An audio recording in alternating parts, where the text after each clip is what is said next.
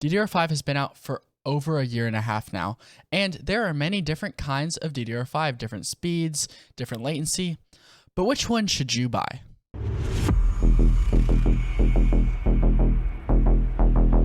DDR5 is the fastest memory out right now, and there is a lot of speeds, ranging anywhere from 4800 to 8000 being purchased for consumers.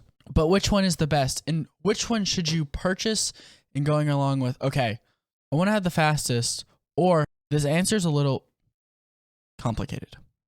This originally started because someone in my Discord Madness posted his benchmark results and said, I am getting better results running at stock 5600 speeds than I am with my XMP profile. I'll show the message right here.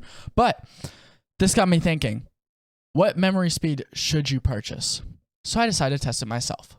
So I chose 3 different types of benchmarks to actually test what DDR5 speed should you purchase and which one really is the best.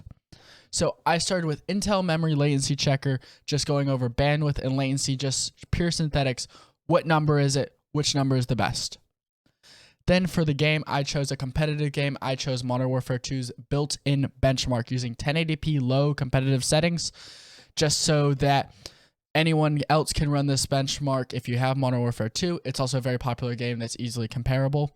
I also chose the Cyberpunk 2077 built-in benchmark because this was running at ultra ray tracing on fully GPU bound scenario to see maybe if I'm running ray tracing, maybe you can kind of buy whatever RAM you want if you're more of a single player kind of person, but let's go over it. The RAM speeds tested were anywhere from 5600 CL40, so that is stock JDEC. That is what a lot of newer kits are going at. There's also 4800, but I have a feeling that a lot of people here watching this video are not going to be thinking about getting 4800 megahertz RAM at all, so I just ignored it. We also went for 6000 CL30 XMPs, 6600 CL34. This is the kit I have, by the way, in case anyone is interested. It is Hynix 8i, overclocks pretty well. 7200 CL34, 7800 CL36, 8000 CL38, and 7800 tuned. Tuned means I went through the subtimings. That is my own overclock that I'm actually running daily. All subtimings were left at auto, by the way, so if they did change, this was the motherboard doing it. Fair heads up, if you're running probably above the 7200 RAM speed, maybe even 7200, you are going to want a 2-DIMM motherboard. You're going to want a high-end motherboard such as a Z790 Apex, Z790 Tachyon, maybe a Z790 Dark. If you're running a 4-DIMM, you are going to have trouble running those fast of RAM speeds. Affiliate links also will be down below to all these products listed. If you want to purchase some new DDR5 or a new motherboard and you want to support me, feel free to hit that link down below. This was tested with single rank DDR5. If you want me to test with dual rank DDR5, make sure you hit that subscribe button down below.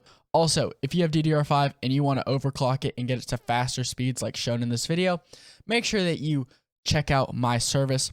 Link is down below. I'll put a little pop-up here. For $100, you can get your PC fully overclocked, running faster than it has ever run before, fully stable, works on any game, any kind of scenario. If you need more performance, buy my service. Check it out. But now let's get right into the benchmarks. Starting out here with Intel Memory Latency Checker, this is the bandwidth test. These are all in gigabytes per second. So starting off with 5600 CL40, we have 88 gigabytes per second, going all the way to 124 gigabytes with 8000 C38. As you can see, there is a pretty marginal gap between everything. I'd say the biggest increase you will notice is between about 6000 and 7200. You go from 94 to over 110. That is a significant increase.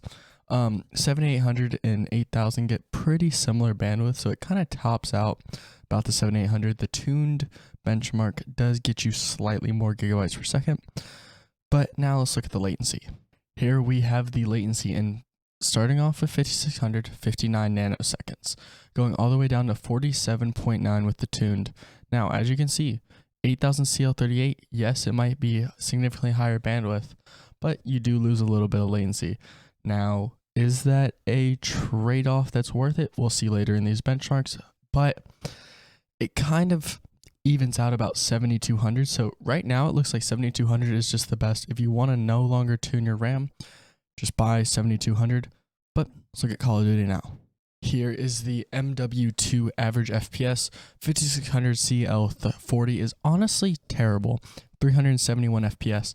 Going to 6000 CL30 actually beats my 6600 kit at 390 FPS versus 384. 7200 you get slightly more. 7800 CL36. 392. The tune does win, getting about 4 more FPS than 8000 CL38. So you're getting about maybe 1% more by tuning your RAM than buying an 8000 kit if the 8000 kit does work on your motherboard.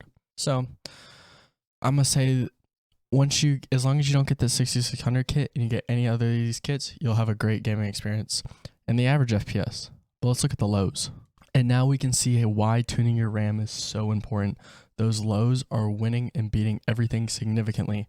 They are winning by at least 6 FPS, going to 295 in the lows.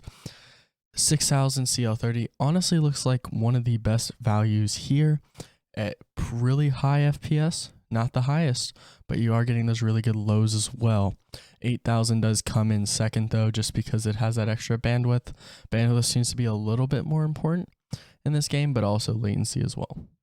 Now onto Cyberpunk. Here we have Cyberpunk, and everything 6600 and up is pretty much a tie in my opinion. 3 FPS difference isn't that much. 6000 CL30 you can say is a little bit slower. 5600 CL40 is trash. To be honest, just avoid that RAM entirely.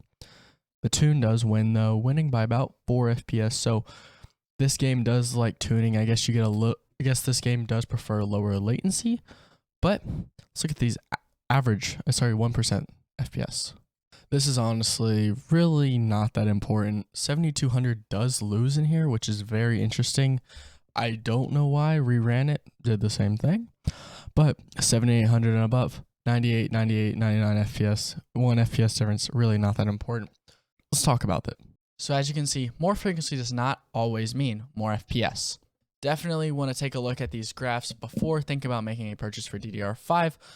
But if you guys did enjoy this video, make sure you hit that like button down below. Subscribe if you guys are new. Hope you guys have enjoyed. If you guys want to support the channel, hit that like button down below. Subscribe, all that stuff. Feel about supporting me through the Discord. I'll see you guys later. Peace.